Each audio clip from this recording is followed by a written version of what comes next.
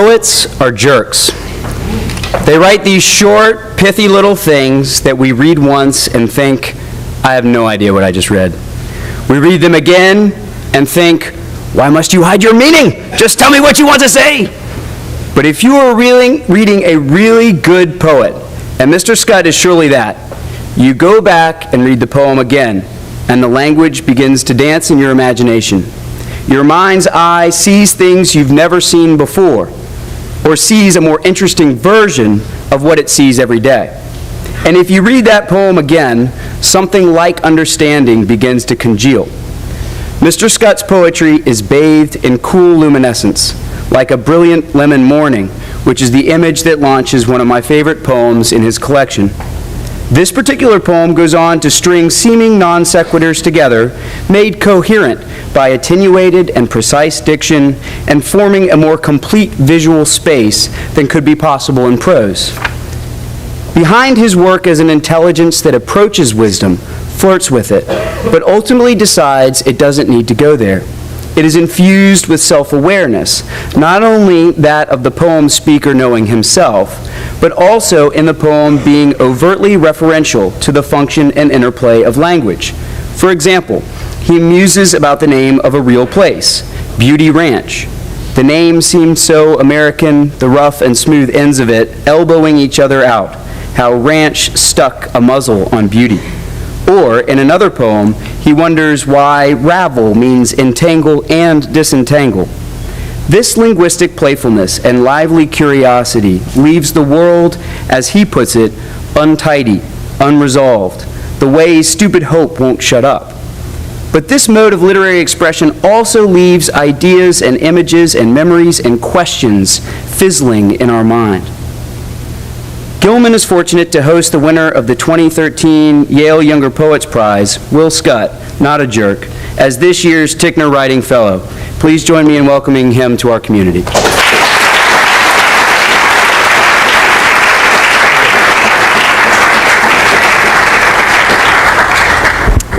Thank you, Mr. Hastings.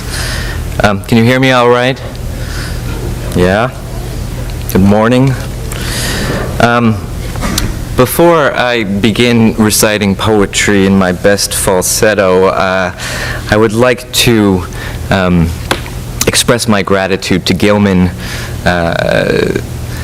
to everyone who has had a hand in bringing me here as the Tickner Fellow. It's a real honor to be the Tickner Fellow. There are not many fellowships like this in the country. There are a handful, and so being chosen is great. And it's been a pleasure to be back in high school.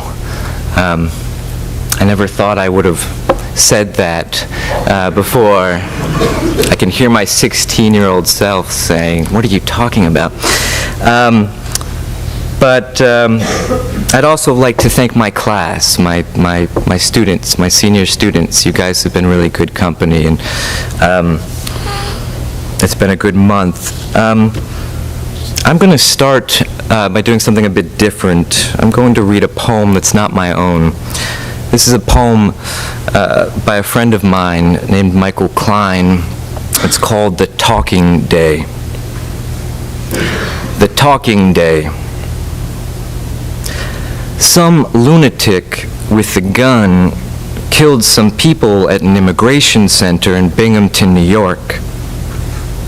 Liz and her family live up there, and David, her husband, teaches in the middle school, which is close to all the action.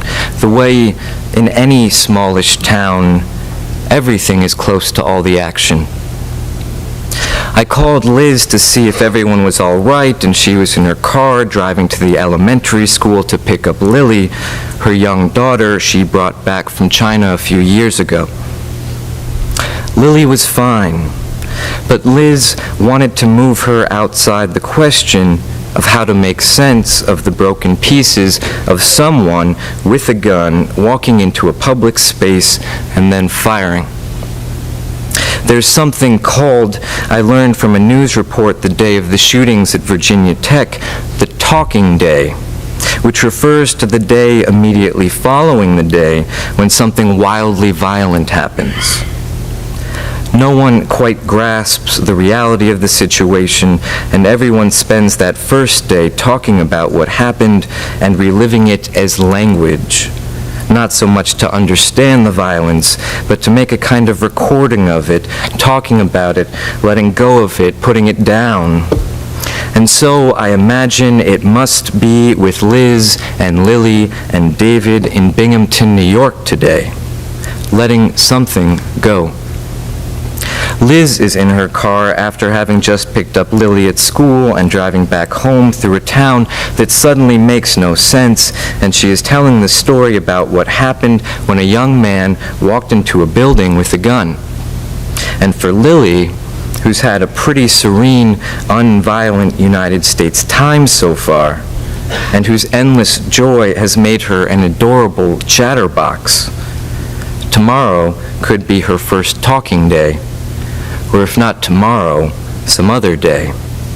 We live in a talking day world.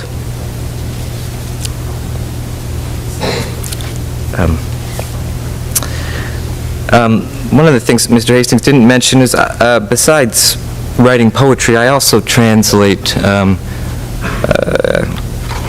Shortly after graduating from Oberlin College, I moved to Italy and spent 4 years, just under 4 years there. And worked primarily as a translator. I still continue to work professionally as a translator, and translate for pleasure, which means I translate poetry, because you can't really translate poetry professionally, unfortunately.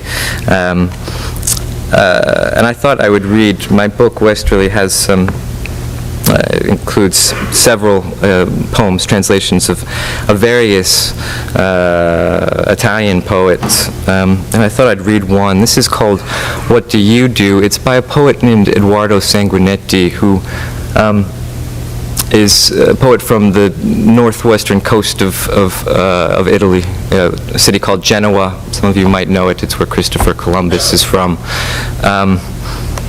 And he was Sanguinetti was at the forefront of this sort of avant-garde movement in Italy in the 60s and 70s, and he and his poetry pals formed a group called I Novissimi, which simply means the really, really new guys.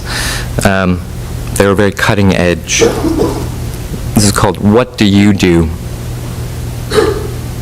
What do you do, they often ask.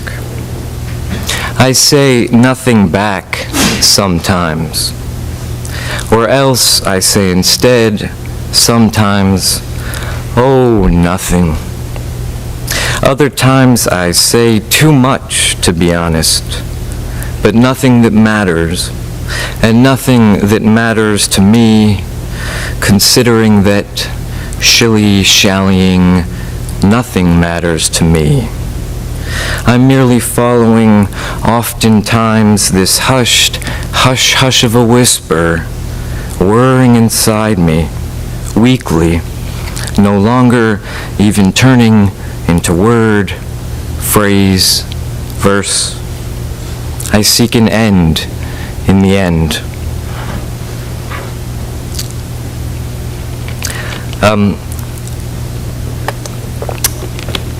One of my favorite definitions of poetry comes from the British poet W.H. Auden, who said that poetry is the clear expression of mixed feelings. It's pretty good. No? Thank you. The clear expression of mixed feelings, which I think for someone who has been as indecisive as I have been in my life is a very comforting definition. And an accurate description of what it means to be human, to have mixed feelings. But I understand, and as Mr. Hastings was pointing out, that also can lead such a contradiction, and poetry's refusal to admit of easy answers can lead to a lot of frustration with poetry, and impatience with it. And I don't know what to say to that, but quote another poet who said that I'd rather be confused by Shakespeare than clarified by my banker. This is called Wishy-Washy. wishy-washy. My feeling for what's painful carries me like legs hold up a runner doing his quick sprint thing, just so far. Then I know I have to give summer its due. Who can go on wasting on summer that which is winter's? Oh, Psyche, you range from good to not so good to no matter. I'd rather taste the rain in Rio. Sometimes, for no reason, I thank God there are still post offices in existence, and people in the Berkshires who enter banks just to talk to tellers and walk out afterward, may be happy for the transaction. Just read two more.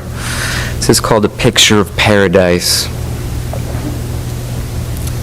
A Picture of Paradise. That there's the life. The sunset petting the swayback boat, and the beach a pinch of turmeric. You can scan the bay for tension, yet even the sail tucked into the mast looks like icing round the rounds of cakes. They must be washing down with sparkling wine in white linen or off-white linen. Their legs straight as spars, their faces forward-facing. Triangular flags, minus the ping of pulleys, being beaten by west-going winds. Like Dante, we get tongue-tied in heaven. Everyone surfs on waves of celestial music. They surf. Everyone is free, bound for nowhere. I'm just going to read one more, and sort of going out on a limb here.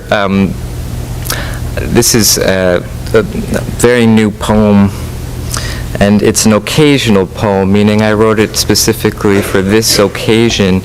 And occasional poetry is usually the kind of poetry that we come across outside of the classroom.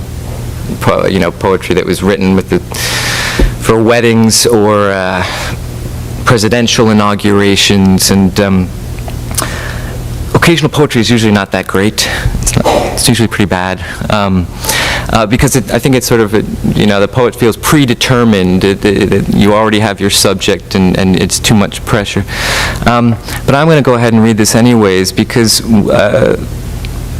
during our first assembly, I was very deeply impressed by our headmaster, and when he fished that Post-it out of his back pocket with the names of boys that he'd admired when he was in school. And I was so impressed by that I rushed off to the office and tried to hammer out a poem. And this is, forgive me, Henry, this is called Names for Henry. Names for Henry. Jarvis own a banjo. You think I'm making that name up, but I'm not. I used to have a student named Jarvis own a banjo. Jarvis own a banjo donned number 33 through junior year. Then took Matt Ewing's jersey when Matt Ewing bid farewell to the mound and unce to Melanie Hunt, who planted him inside the BMA and pointed out what a pleasure boat the French helmed, Aquay and Cherie, Matisse and Nice. Pete Scupper wouldn't swap his freedom for France.